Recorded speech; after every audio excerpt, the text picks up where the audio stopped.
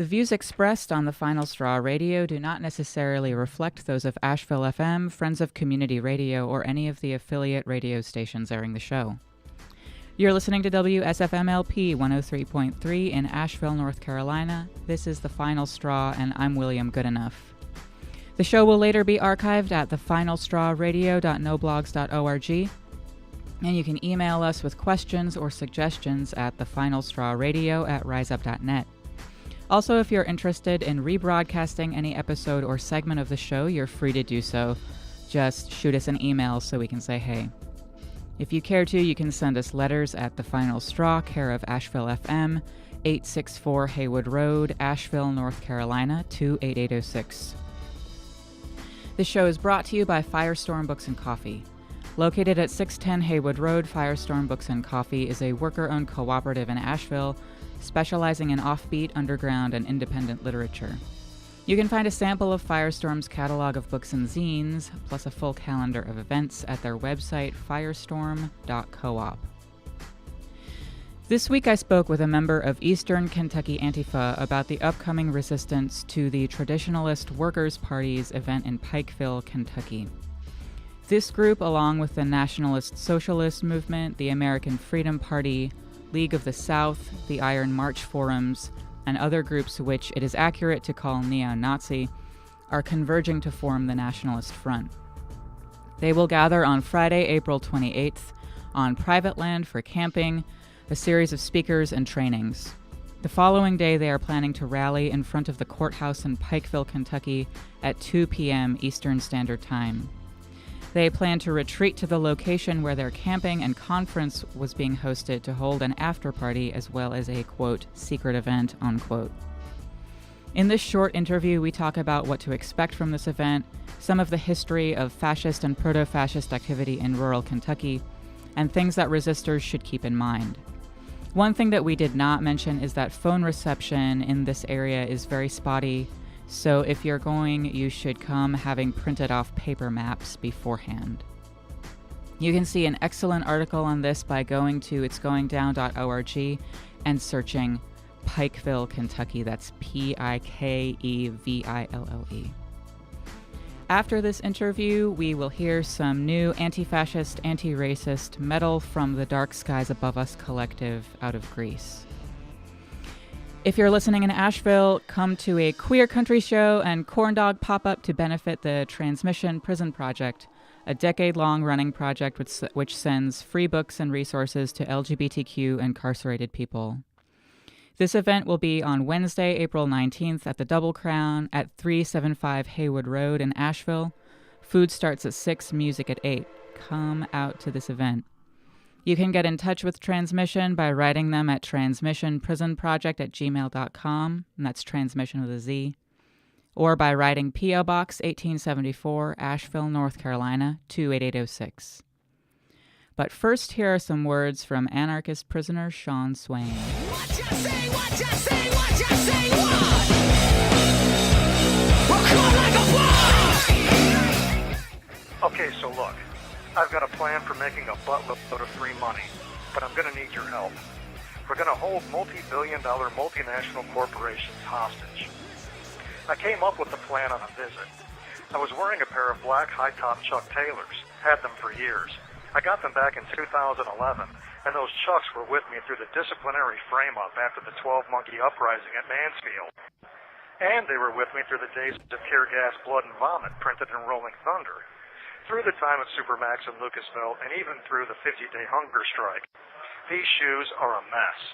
They're dry-rotted with holes everywhere, and they're sun-bleached to a grayish brown.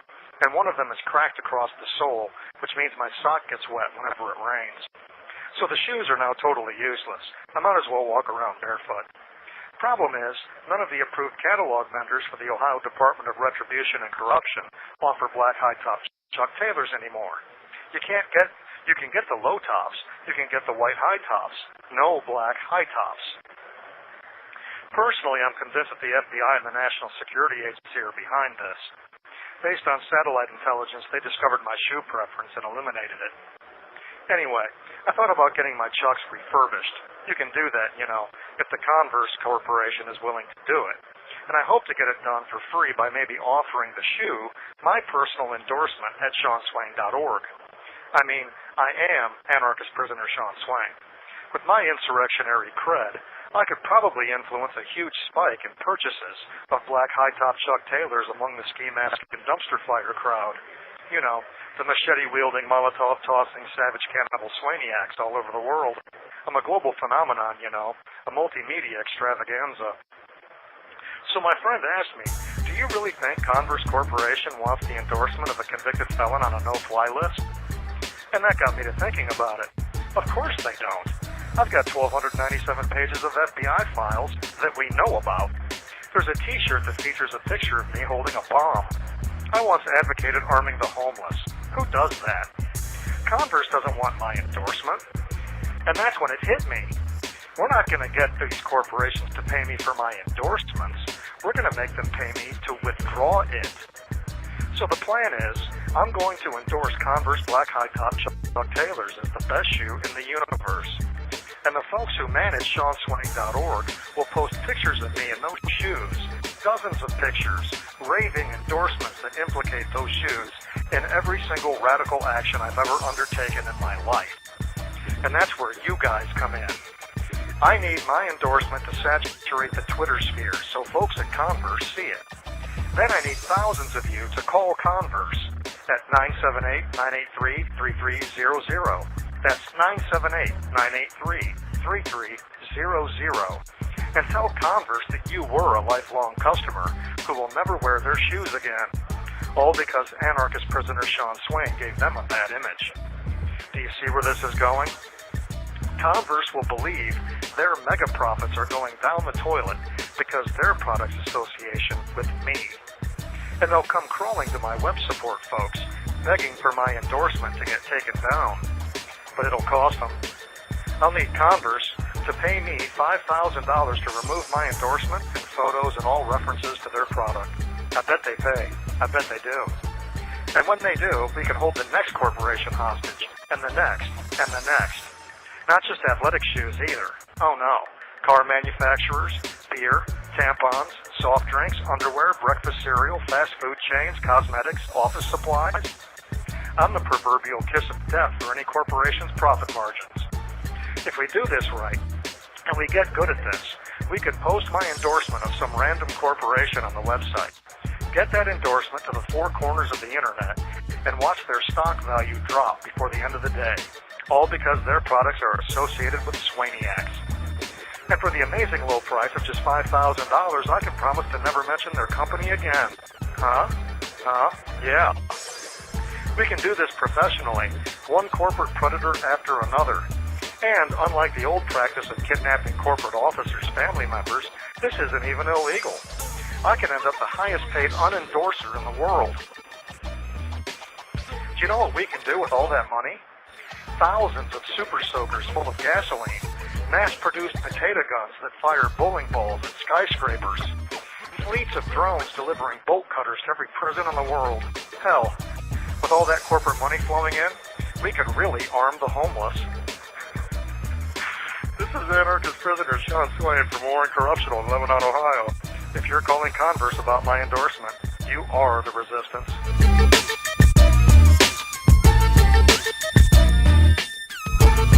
You can write to Sean Swain at Sean Swain 243-205 Warren CI P.O. Box 120 5787 State Route 63 Lebanon, Ohio 45036. Updates on his situation and more writings by Sean can be found at SeanSwain.org. And we are here speaking with Elle, who is a member of Eastern Kentucky Antifa. Thank you so much for coming on to The Final Straw and talking about this issue. Yeah, thanks for having me. Oh, of course. We're here to talk about a Traditionalist Worker Party thing that is happening later this month in that neck of the woods and resistance to that event. Would you talk about the Traditionalist Worker Party and what they are planning to do on April 29th? Sure. So the TWP is a white nationalist group, largely based in Indiana and also Cincinnati. I think a few places in Ohio, and even I think they might even have ties in Kentucky at this point. They are a group who started as a white student union at Towson University. They were founded by Matthew Heimbach. Well, they eventually drew some connections to some other groups. And throughout history, lots of neo-Nazi groups have kind of tried to unite all of the different sectors of, their various white nationalist, neo-Nazi, and fascist organizations. And so that's sort of the purpose of this event on the last weekend of the month in April in Pikeville, Kentucky. It's sort of like a weird Nazi family reunion type thing where several different groups, I think 5 different neo-Nazi groups and maybe even more that we don't know about, are coming to have like a conference with tactical trainings, self-defense trainings, and then on that is happening Friday the 28th, and then Saturday the 29th they're having a rally in downtown Pikeville in front of the courthouse. All of the stuff that I've seen come out of the TWP advertising for this event has been kind of marketing it as a family friendly sort of thing. What do you think that's part of trying to make themselves a bit more palatable to maybe folks who don't ascribe to their stuff now, or what do you think that's about? Yeah, so they sort of use that overarching theme of nationalism. So they kind of believe in extreme segregation, but they don't word it that way. They're actually very careful to sort of co-opt a typical leftist ideology. And they, in their most recent video, they're talking about taking back May Day. And they even go so far as to say, we believe Black Lives Matter and that Black communities should govern themselves and have their own cops who are, people of color, and same with the LGBTQ community. So if you were just learning about them and hearing their language, it would be easy to not recognize that they're actually a neo-Nazi group.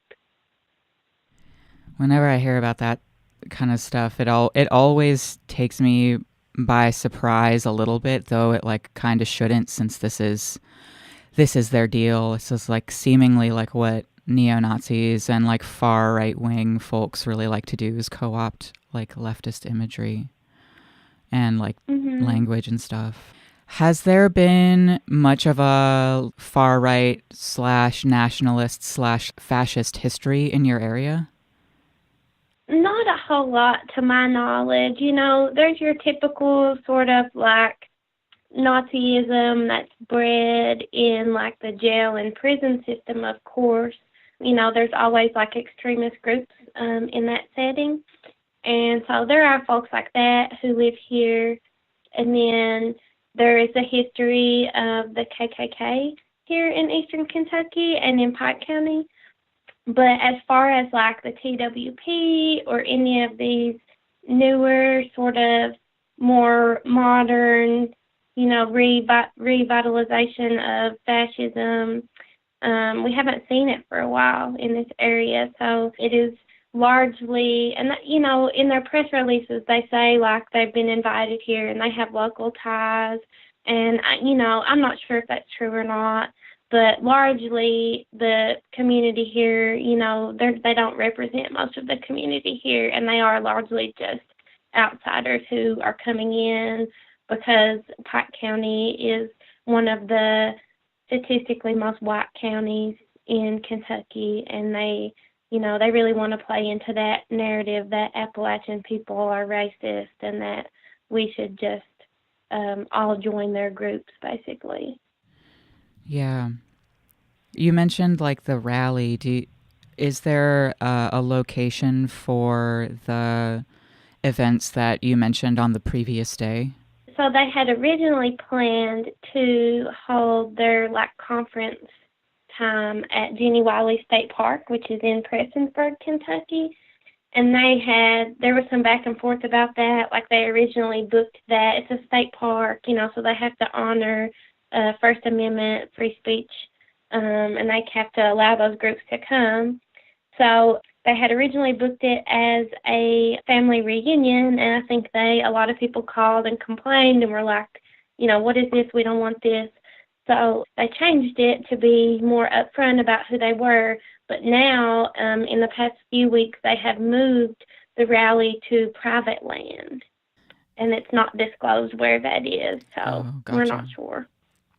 What kind of turnout are you expecting from the TWP to this event? It's hard to say because they are bringing so many other groups with them. I think the TWP largely want to portray themselves as a much bigger group than they actually are. But as far as numbers for, how many other groups or just how many bodies in general will be there that weekend, it's really hard to say until the weekend of. For sure. When I was, thinking about asking you questions for this, I keep coming back to Trump, and I keep coming back to this moment in our political arch, which is pretty interesting for me to just be observing. And I hate to frame the question that I'm about to ask you in terms of, Trump or whatever, because I think that really does a disservice to both thinking about resisting fascists right now and also the history of Antifa in this country, which is super, super strong and also really interesting. But I was wondering if you had mentioned a bit of far right folks feeling more emboldened in recent months. Have you seen much of a change happen in recent months, and what do you ascribe that to as far as far right activity? Well, I know that during the Obama administration, the number of white supremacist and white nationalist groups that the government sort of tracks and keeps an eye on multiplied tremendously during that administration. And then it's really off-putting, right, to see Donald Trump kind of stop or sort of halt the watching of those groups. He seems much less engaged with that. So I think that's really alarming that these groups are growing and have been growing, and that now they do feel, like you said, emboldened and empowered, and they feel like they, and it could be the case that our government is not really watching them, but it doesn't mean that other folks aren't watching them. So that's sort of what keeps me level-headed about it, I guess. Yeah, definitely. Would you talk about sort of the, obviously there's a goal in resisting this event to, make sure that, folks know that they can't pull this, bullshit in communities. But would you talk about, more about, the not even secondary, but, sort of parallel goals of, community safety and stuff like that people are hoping to achieve in resisting this TWP event? So if you think sort of tactically about downtown Pikeville, it's a pretty small community. It's the downtown area of Pikeville is, a valley sort of between two mountains. So there's two main roads in, just not the best place to have to try to do any sort of confronting to these dangerous groups. And then also there is a prom going on in downtown Pikeville on Saturday during the same time as the rally. So I have been thinking a lot about I hate capitalism as much as anyone else, but kids in Pike County going to a prom in a limo is much different than a rich business CEO in a limo in downtown DC or whatever. So there's just a lot of considerations there that we have to think about. Definitely. Would you speak about, just as generally as you feel, about things to keep in mind when protesting far-right events on private land? Yeah, so I think one of the scariest things about like the TWP specifically is, they open carry. They talk about it, they sort of brag about it. They sort of instigate Antifa groups and, try to get people caught up in legal charges. They also stabbed several people in Sacramento, so it can get really bad really fast. And it's definitely a concern that we have for that weekend. For sure. What kinds of solidarity are you looking for from people outside of town? Well, largely we are welcoming groups to come in and, help us keep them from recruiting. Largely their goal is to recruit people of Pike County and grow their organization, and we don't want to allow that to happen. We don't want any TWP members in Pike County or members of any other Nazi groups in Pike County. We don't want fascism to rise, or also TWP is very specifically trying to run folks for political office. So there's this whole connect of very personal racism and then very systemic racism that we see with these groups, and I believe we have to sort of go for both. We have to keep both from growing if we want to be successful in true anti-fascism. Yeah, definitely. Maybe I would ask if there is a way for people to keep up with resistance to this event and any sort of further reading or further resources that you'd recommend to anyone would be interested in either maybe not just joining the efforts in Pikeville, but also resisting fascism in their communities too? Right. Well, I would definitely recommend folks to reach out to their local Antifa group if there is one. And of course, if there's not, it's a little harder, right, because you have to build it yourself, but it's definitely doable. And, check online resources are always helpful. And I think there are folks that are willing to plug you in as long as you are a trustworthy person. You just have to kind of reach out and find the right people. Definitely. And I think this issue of battling recruitment on the part of the far right is really, really important right now. And I just wanted to give big ups to that and to say that in times like these, it is poorer, communities that are predated upon by fascists and white supremacists and stuff. So I think that it is super vital to be thinking about this and be thinking about creative ways to resist far-right recruitment too. Is there anything else you wanted to add for this interview? My biggest ask for folks is to, always sort of plug in to local folks and make sure you're prioritizing their community in some ways, because they still have to live there and try to do anti-fascist work after other people leave.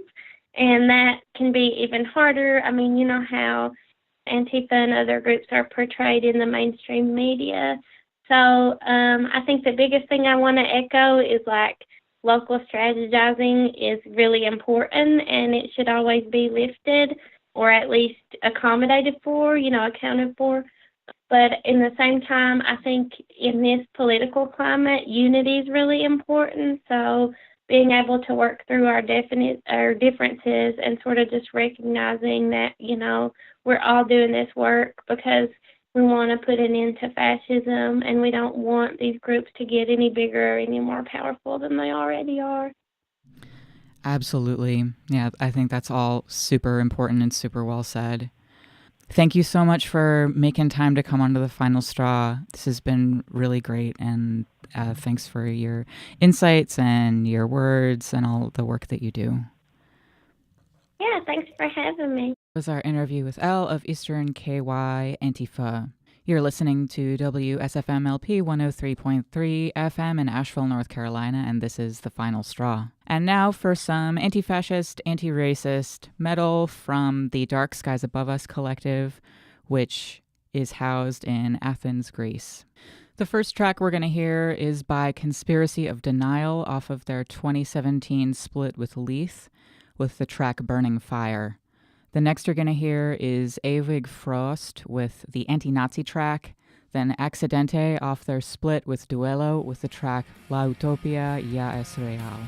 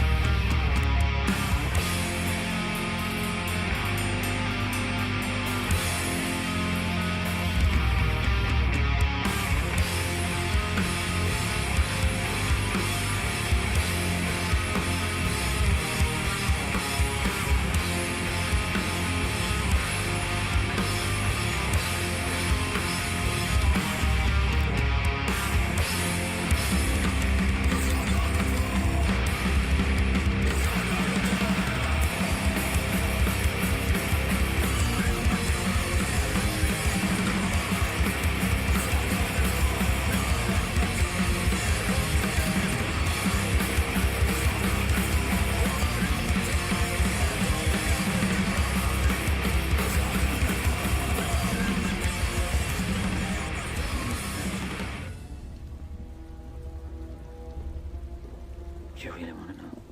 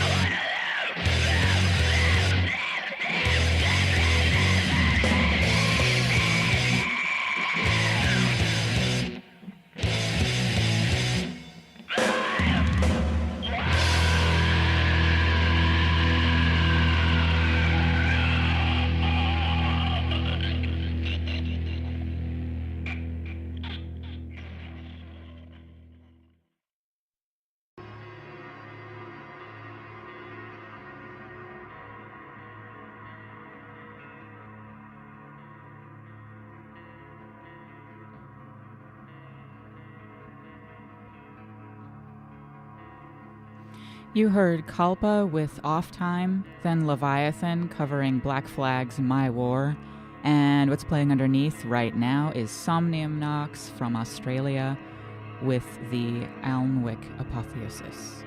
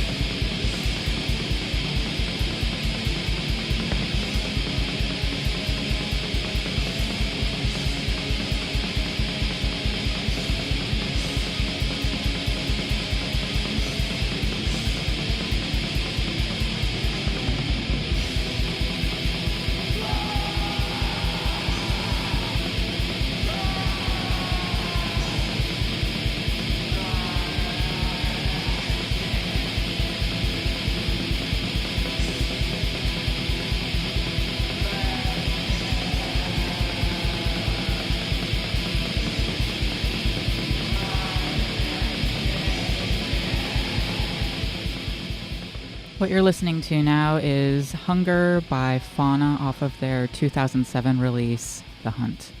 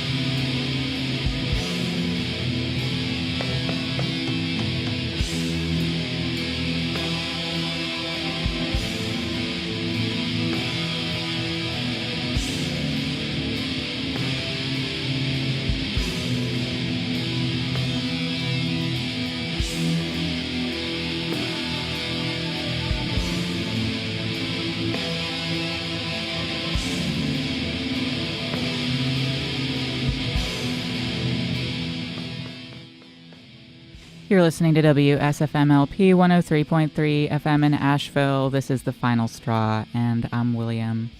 The show is brought to you by Firestorm Books and Coffee, located at 610 Haywood Road. Firestorm Books and Coffee is a worker-owned cooperative in Asheville, specializing in offbeat, underground, and independent literature. You can see a sample of Firestorm's catalog of books and zines, plus a full calendar of events at their website, firestorm.coop.